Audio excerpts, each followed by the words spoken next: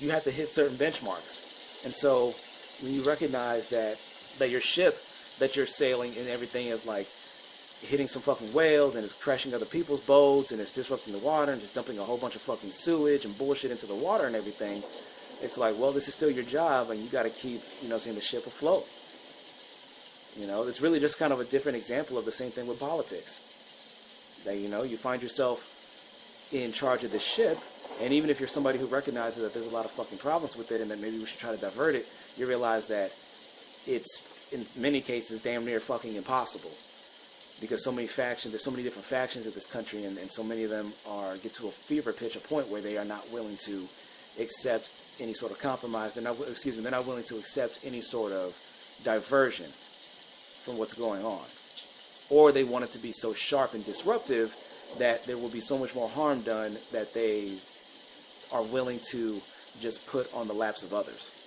The thing I liked about what, Tim Dillon's saying that is the next thing we got to worry about, is that people being afraid is that we have a part of society where people are overly political and they make it into every facet of their identity and everything that they talk about. And then other people who think that politics don't matter and that you can circumvent that what politics helps to do. Because look, here's the thing.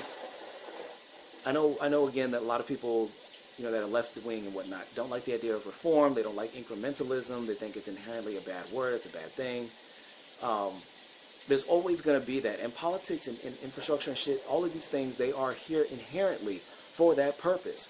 Because before, the way that power usually changed hands is you would catch the enemy slipping, you would catch the opposition slipping, and you would just go in and be like, yeah, we run this shit now, try to take it back from us, try to take it from us. And that's how power has largely been, changed hands in many, throughout most of human history. Peaceful transfers of power are still a relatively new and kind of novel thing. Because even then, there's so much violence and force that goes into maintaining, these systems. So you could even make the argument that they're not completely peaceful transitions of power. And I wouldn't be mad at you for that. But politics is explicitly designed to make certain changes over time. And there will be different increments of time. Some stuff can be done in a matter of hours or days. Other stuff it's going to be a multi-years project. It could be a multi-generational type project. But if that's the case, I want to start to wrap this up. If that's the case, then it's like, how do we confront the issue of, and this is something I brought up in one of my other videos, how do we confront the anti? How do we confront the people who are going to continue to be anti-science? What do we do about the QAnoners? In my studying, but when I've looked up stuff about cults and how people get out of cults and what motivates people to get into cults in the first place, right? And this is stuff that has been brought up before, even, again, like that comedian Tim Dillon I mentioned earlier.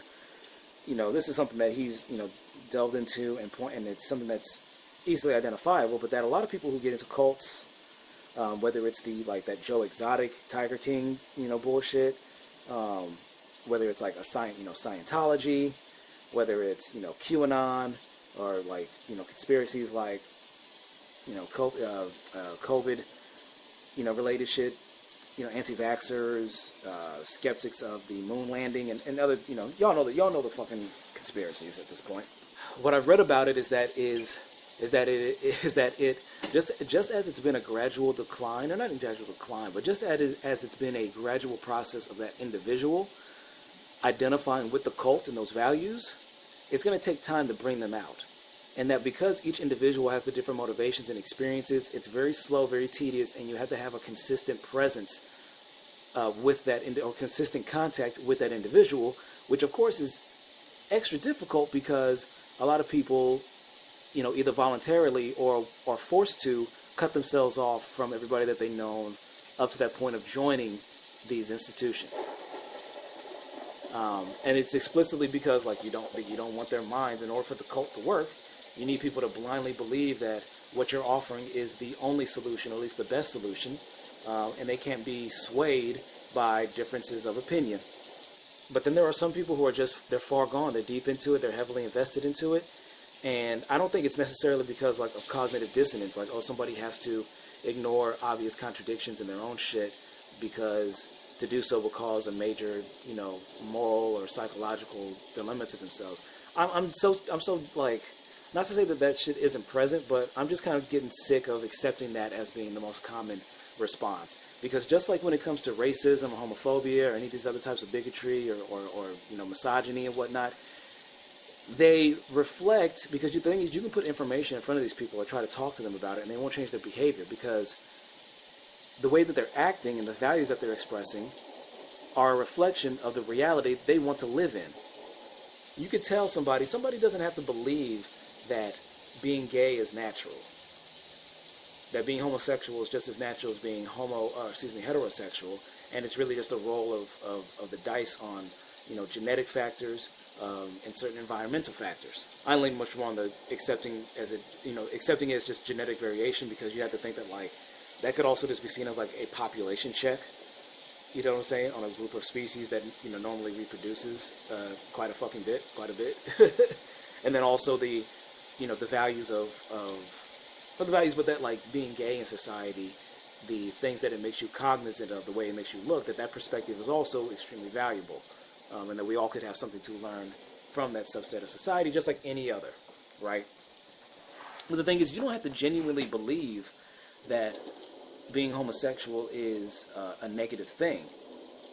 You could just want to continue the reality of treating them lesser, not having to pay them as much, or being able to shun them, not giving them employment opportunities, or not selling a home to them, or whatever.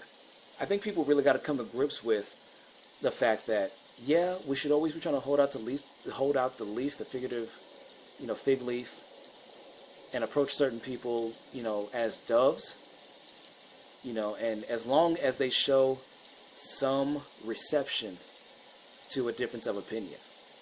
But then when you run into somebody who is clearly operating, they want a different reality to come about. I mean, you meet somebody and you're just like, man, what fucking reality are they living in?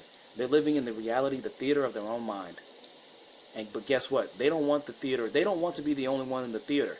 They want to turn the world into their theater, their personal theater.